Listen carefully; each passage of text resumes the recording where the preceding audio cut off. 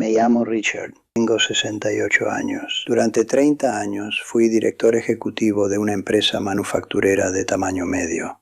Mi nombre aparecía en el membrete, mi firma figuraba en las nóminas. Cuando entraba en una sala la gente se ponía en pie. Cuando hablaba, la gente me escuchaba. Era alguien. Y entonces, hace 2 años, me jubilé. Y de la noche a la mañana, me convertí en nadie. Un fantasma en un mundo que antes dominaba. Y estoy aquí para hablarles de esa caída, porque es una caída que les va a tocar a muchos de ustedes y no están preparados. Durante 3 décadas mi identidad era mi trabajo. No era una parte de mi vida, era mi vida. Me despertaba pensando en la empresa, me acostaba pensando en la empresa. Mis amistades eran los miembros del consejo de administración y los clientes. Mis aficiones eran jugar al golf con los proveedores y asistir a cenas benéficas con líderes del sector. Mi esposa, Eleanor, solía bromear diciendo que estaba casada con la empresa, no conmigo. No se equivocaba. Yo era Richard,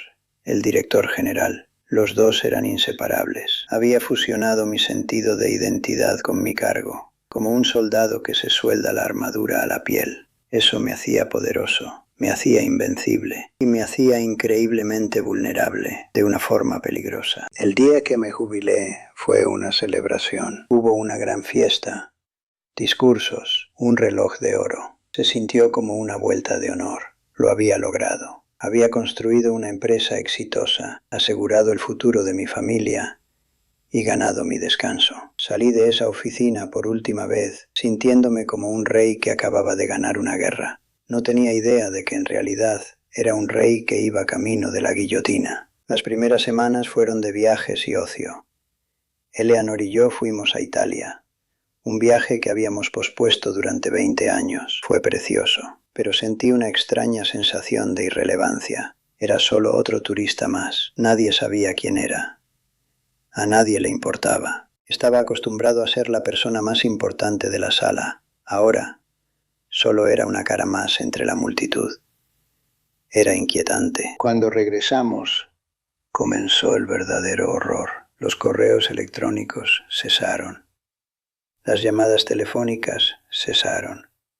Las invitaciones cesaron.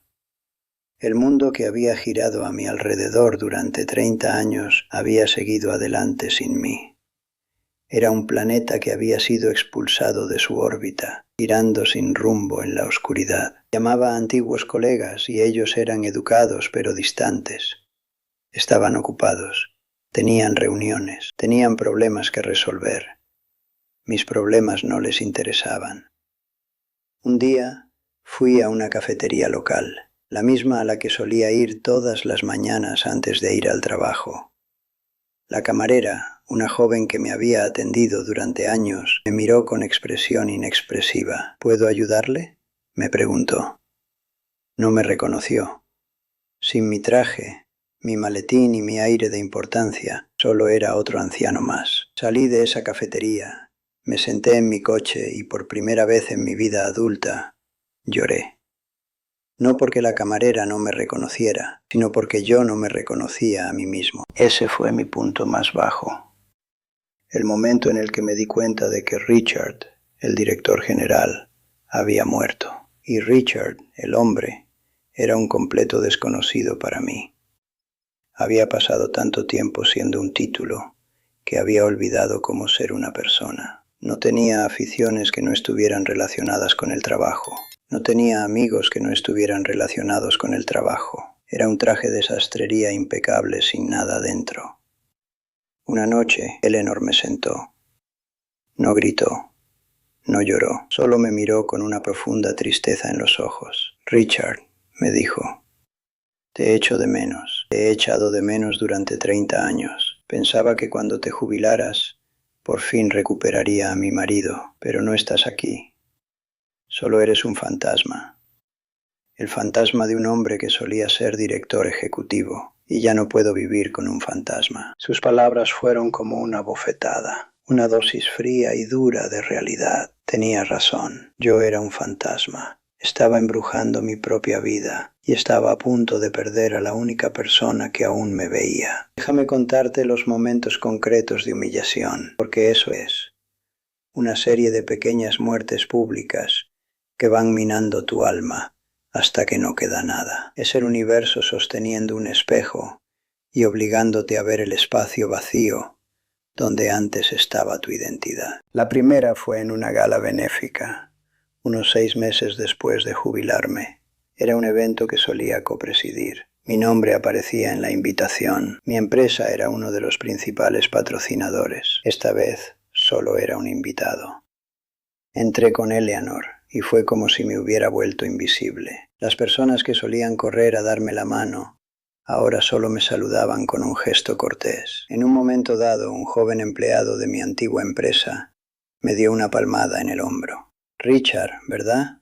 Tú eras el gran jefe. ¿Qué haces ahora? ¿Estás muy ocupado? Lo dijo con intención amistosa, pero me sentí como si me hubieran dado un puñetazo en el estómago. ¿Qué haces ahora? La pregunta quedó flotando en el aire, como una acusación brutal de mi propia insignificancia. Murmuré algo sobre viajes y golf, y él rápidamente perdió interés y se volvió para hablar con alguien más importante. Pasé el resto de la noche escondido en un rincón, sintiéndome como un fantasma en mi propio funeral. El segundo momento fue en mi club de golf. Había sido socio durante 20 años. Era donde cerraba acuerdos, donde establecía contactos, donde consolidaba mi estatus. Después de jubilarme, mantuve mi membresía. Pensé que sería una forma de mantenerme conectado, pero las invitaciones a los exclusivos cuartetos dejaron de llegar. Las conversaciones en la sede del club eran sobre negocios en los que yo no participaba. Un día, escuché a 2 miembros más jóvenes hablando en el vestuario. No sabían que yo estaba allí. Uno de ellos dijo: ¿Has visto a Richard ahí fuera? Sigue intentando aferrarse. Es un poco triste, la verdad. El otro se rió. No se da cuenta de que su tiempo ha pasado. Es un hombre del pasado. Me quedé paralizado. Quería enfrentarme a ellos. Quería decirles quién era, lo que había logrado. Pero no lo hice, porque sabía que tenían razón. Era un hombre del pasado, y los hombres del pasado no importan. El tercer momento, y el más doloroso, fue con mi propio hijo. Mi hijo Mark es un abogado de éxito. Siempre estuve orgulloso de él, pero también fui duro con él. Nuestra relación era más como una mentoría que un vínculo padre-hijo. Después de jubilarme, intenté seguir involucrado en su carrera, llamándolo, dándole consejos, siendo su consultor no oficial. Un día lo llamé para hablar de un caso importante que había leído en el periódico. Me interrumpió a mitad de la frase. «Papá», dijo, con la voz tensa por una frustración que ya no podía contener. «Agradezco tu interés, pero yo me encargo. Tengo mi propio equipo. Ya no necesito que seas mi director general. Solo necesito que seas mi padre». Colgué el teléfono y sentí una oleada de vergüenza tan profunda que casi me hizo caer de rodillas. Tenía razón. Nunca había sido su padre, había sido su jefe, y ya no sabía cómo ser otra cosa. Después de esa llamada, toqué fondo. Dejé de levantarme de la cama, dejé de afeitarme, dejé de preocuparme por nada. Eleanor intentó ayudarme, pero la alejé. Una noche, se sentó en el borde de la cama y me dijo: «Richard, no puedo seguir así. Necesitas ayuda. Necesitas hablar con alguien, porque si no lo haces, me iré». Era un ultimátum, y fue la llamada de atención que necesitaba. Empecé a ver a un terapeuta. Al principio fue humillante. Yo era Richard, el director general. No necesitaba terapia, pero sí la necesitaba, desesperadamente. El terapeuta me ayudó a ver que mi crisis de identidad no era única. Que muchos hombres, especialmente los de mi generación, se definen a sí mismos por su trabajo, y cuando ese trabajo desaparece, se sienten perdidos. Me ayudó a comprender que necesitaba construir una nueva identidad, una basada no en lo que hacía, sino en quién era. Una identidad basada en mis valores, mis relaciones, mis pasiones. Fue un trabajo duro, fue un trabajo doloroso, pero era un trabajo necesario. Empecé poco a poco. Me apunté a una clase de carpintería en la universidad comunitaria local. Se me daba fatal. Mis manos, que habían firmado acuerdos millonarios, Ni siquiera podían sostener un cincel correctamente, pero seguí adelante. Y poco a poco a mejorar. Hice una pequeña caja. Era torcida y fea, pero era mía. La había hecho con mis propias manos. Y eso me hizo sentir real. Me hizo sentir que había logrado algo que no tenía nada que ver con el dinero, el poder o el estatus. Me uní a un grupo de senderismo. Era el miembro más viejo y más lento, pero me acogieron. No les importaba que hubiera sido director ejecutivo, solo les importaba que estuviera allí, que lo intentara. Hacíamos senderismo por las montañas, y yo sentía una paz que nunca había sentido en una sala de juntas. Respiraba aire fresco, sentía el sol en la cara, y durante unas horas me olvidaba de ser un don nadie. Solo era Richard, un hombre haciendo senderismo, y eso era suficiente. Empecé a hacer voluntariado en un refugio de animales. Limpiaba jaulas, paseaba perros, alimentaba gatos. Era un trabajo humilde, un trabajo por el que nadie me elogiaría jamás, pero era significativo. A los animales no les importaba mi currículum ni mi título, solo les importaba que estuviera presente, que fuera amable. Y su amor incondicional, su sencilla gratitud, empezaron a curar algo dentro de mí que llevaba mucho tiempo roto. En lo más importante, empecé a reconstruir mi relación con Eleanor. Empecé a escucharla de verdad, no solo a esperar mi turno para hablar. Empecé a preguntarle por su día, sus sueños, sus miedos. Empecé a mostrarme vulnerable con ella, a compartir mis propios miedos y mi propio dolor. Empezamos a dar largos paseos juntos, cogidos de la mano, hablando de todo y de nada. Empezamos a reír de nuevo. No la risa educada de una cena de negocios, sino la risa profunda y genuina de dos personas que se aman. Estábamos construyendo una nueva vida juntos. Una vida basada en quienes éramos, no en lo que habíamos sido. Y era hermoso, era real, era suficiente. Entonces, ¿cuál es la advertencia que vengo a darles? Esta. No dejen que su título se convierta en su identidad. No dejen que su trabajo se convierta en su vida. No suelden su armadura a su piel, porque algún día ese título desaparecerá. No queda nada debajo.